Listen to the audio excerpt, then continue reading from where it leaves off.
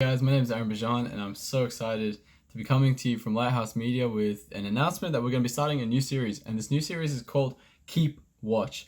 The inspiration for the series is actually from the book of Ezekiel, where God actually calls him to be a watchman on the walls, to basically look out for things that are going on in today's society, to actually warn God's people or just anyone who's interested in the coming events so that we could actually be prepared for it. Something I really want to cover in our introduction here is that this whole idea of are we actually in the end times? Should we as youth really be looking at this kind of stuff? Isn't it kind of freaky? Isn't it kind of, doesn't it take away the focus from Jesus? And I think these are topics that we are going to be discussing throughout the whole series of Keep Watch. But just really quickly, I want to say that Jesus himself, and I'll put the links I'll put the Bible verses around here where Jesus says it, because we're not going to get into it too much today. But Jesus himself says to actually keep watch and pray, therefore, because we don't know the day or the hour when Jesus comes. Now, personally, I don't really know a lot of people who, when you talk to them about the Bible, prophecy is a favorite thing to discuss. A lot of youth feel like it's just some kind of head knowledge thing that doesn't really help us in our day-to-day life. But I think throughout this series, we're really going to be trying to discuss things that do apply to our lives and try and do it in a way that's not so scary. We want to break down all the barriers from no matter what walk of life you're coming from, you can gain something. So I hope that's clear.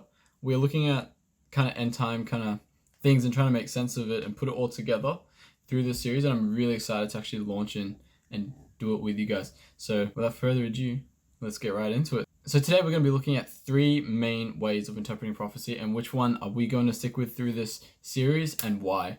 So actually, we're going to be looking at four. So there's a bonus one at the end, so stay tuned for that.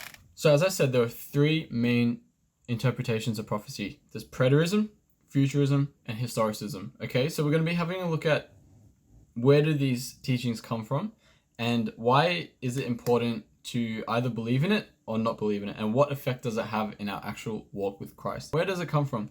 Preterism comes from a Jesuit priest called Louis de Alcester, in 1554 to 1613, who wrote the first systematic preterist interpretation of Revelation.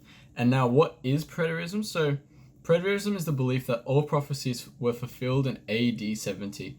So now we are in the eternal state.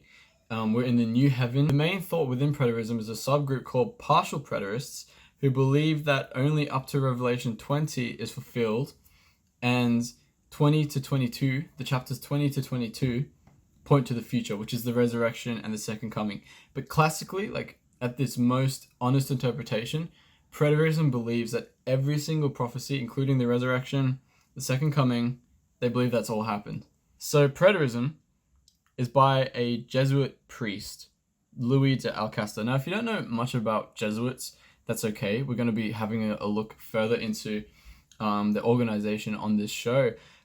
But just a very brief overview, the Jesuits were basically a Catholic organization that were created in, I believe it was 1517, to basically counteract the Reformation. So the Reformation, if you don't know, was a movement of Christian enlightenment, basically, where Christians started taking their faith and beliefs into their own hands, and they were being gravely persecuted by the Catholic Church for doing this very thing, for thinking freely for themselves. So the Catholic Church didn't like this. They didn't like the separation between this new group of Protestants and the Catholics. They wanted everyone to be Catholic. The Pope, ruling at the time, during the 1500s, wanted to control all Europe. So when this was going down, he didn't like it. So what he did is he made this little sect, basically called the Jesuits. And their whole goal was to literally bring Protestants and bring them back under Rome. They wanted to get rid of Protestantism, and this organization exists today, and that is 100% they're still their mission. If you don't believe me, I put the oath, the Jesuit oath, in this description of this video, so check that out because it is quite eye-opening. So just keep in mind that, and this is why I say it's really important where theology comes from. So with the origin of this theology, it's coming from a Jesuit priest, right? And if a Jesuit is making it with the goal of actually bringing Protestants back to Rome, what do you think this end goal of this doctrine is going to be. Great, so now let's move on to futurism. Futurism interprets everything as future events in a literal, physical, global context. So it's closely related to premillennialism and dispensationalism. So Jesus comes before the millennium, that's premillennialism. And dispensationalism is actually putting the Bible into different periods in which God deals with those people in those times. So dispensationalism, you may have heard of covenant theology. Dispensationalism is against covenant theology. So I'll give a really basic overview of both of those. Dispensationalism cuts the biblical timeline into different periods, and God deals with the people at that time in different ways. Basically, God's way he interacts with humanity and his own character and his laws can change. That's a basic belief underpinning dispensationalism. And opposed to dispensationalism, you have covenant theology. And now covenant theology can be basically divided up into two different time periods. You have before Jesus and after Jesus. Before Jesus, you need to sacrifice lambs, because that was the symbol that the cleansing of sin was implemented through the sanctuary. And then after Jesus was our sacrifice, and then he is our full-on atonement. But however, covenant theology doesn't teach that God's laws and God's character changes towards us. It's just that the circumstances in which he can actually interact with us are different, if that makes sense. So dispensationalism does say that God's character is different, depending on which time period they're in. So, surprise, surprise, this theology does come from a Jesuit as well. Jesuit Manuel de Lacunza and Francisco Ribera. Those two guys came up with futurism, and basically, again, it was part of the Counter-Reformation. It's part of this idea of trying to bring people back to Rome, and we'll get the next prophecy interpretation school of thought. But for now, have that in your mind. Like, these Jesuits created these two ideas. They are tactics of the Catholic Church to bring Protestants back to Rome. So those are why those exist. That's the origin of it. So going back to dispensationalism and covenant theology, and the reason why futurism is closely tied with dispensationalism, it's because basically when you have these different time periods in which God fits into and changes the way he interacts, it's very easy then to have a dispensation of the future. So this whole idea of dispensationalism comes from a guy called John Darby, and while he was not a Jesuit himself, he did work very, very closely with a guy called Edward Irving, and he based his teachings very heavily off of the Jesuit Manuel de Lacunza and Francisco Ribera, who created futurism. So although John Darby himself wasn't a Jesuit, all his teachings come from Jesuits, and there's a lot of speculation as to why he was so friendly with Jesuits, but it kind of shows you where his theology of dispensationalism is coming from and what it can lead to. So, historicism. This is the last one. Well, we actually have that bonus one, so don't forget about that. Stick around for that. The origin of historicism is from the Reformation.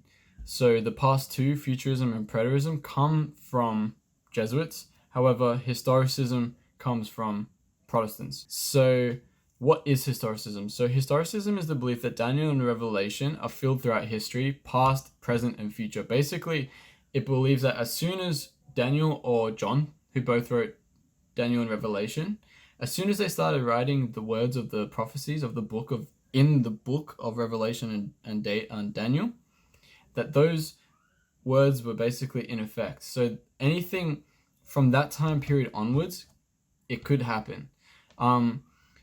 Historicists hold very closely to Daniel chapter 2, and they see that as a time period of the world, and then it kind of, for them, it sets in where every single other prophecy falls into place because of this very distinct prophecy that kind of, there's no ifs or buts about it. It basically gives you the interpretation for itself, and we're going to have a look at that later on. But this is the one that we're going to be actually using throughout this show.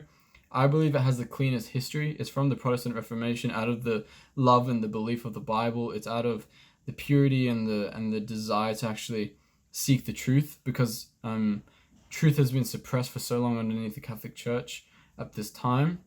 It has been repressed because of papal suppression and all these kind of ideas. And so, as I said before, this belief comes from the Protestant Reformation.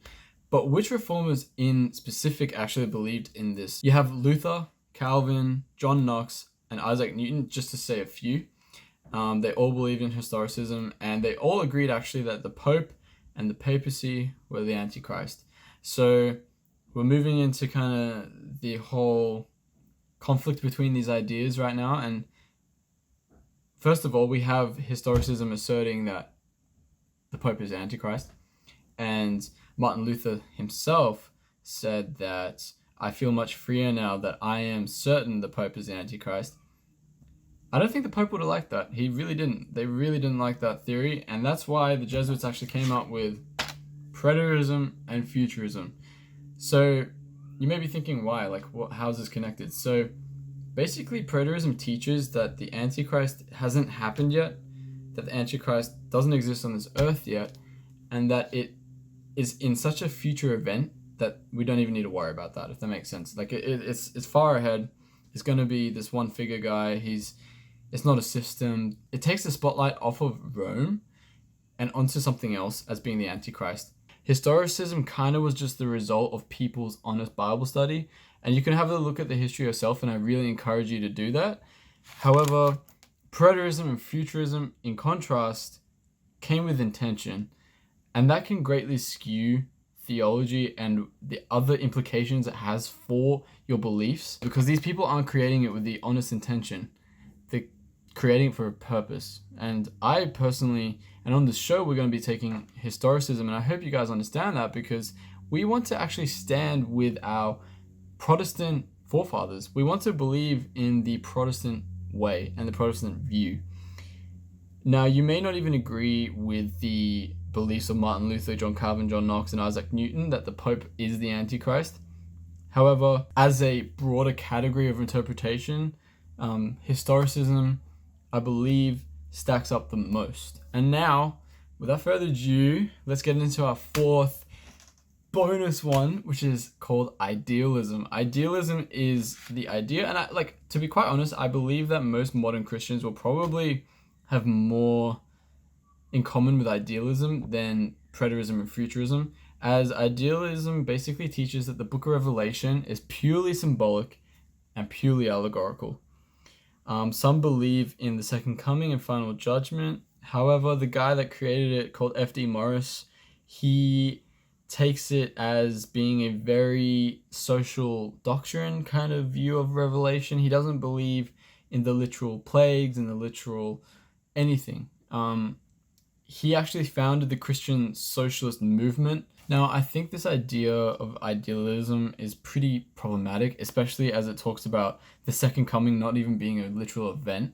And I think I don't really need to speak more about that and why that's problematic, as literally all the apostles in their epistles say that, look forward to the second coming of Jesus, look forward to the second coming of Jesus.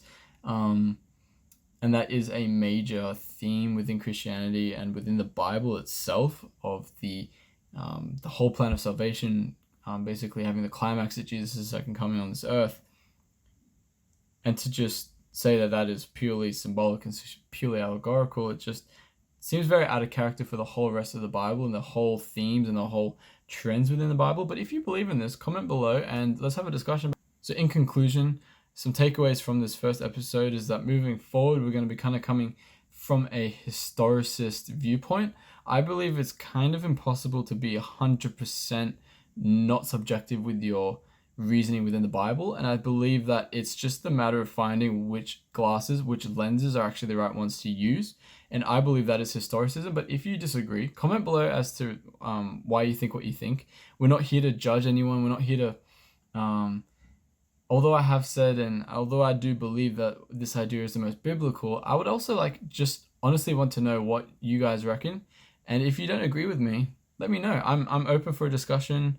I don't want to do it in a threatening way. I just want to understand where people are coming from and why you may disagree with the points I laid out in this video.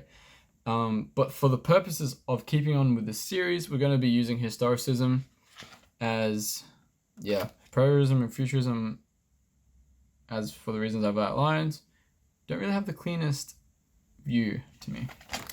So in conclusion, watch out for our next video. It is going to be coming soon. And I really hope you guys enjoy this one. Stay faithful to God during these hard times, as it is just getting crazier and crazier.